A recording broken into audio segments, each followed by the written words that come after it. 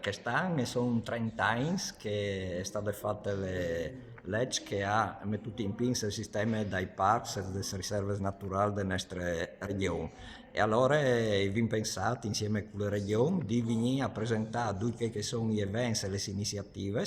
per celebrare questo importante momento, per far vedere ciò che è stato fatto in questi 30 anni e ragionare su quel che è il futuro. E il nostro parco, il Parco des Dolomites Furlanes, il nostro che è del Preal Piulis e tutte le riserve, si hanno messo in pinzo un calendario con tante escursioni, iniziative, eventi, con vignes, dove che verranno presentate che sono le caratteristiche principali di questa straordinaria biodiversità della nostra regione e dove anche che saranno coinvolte le comunità locali, quindi attività che vanno bene perché il calvife il territorio, ma anche perché che vengono di fuori.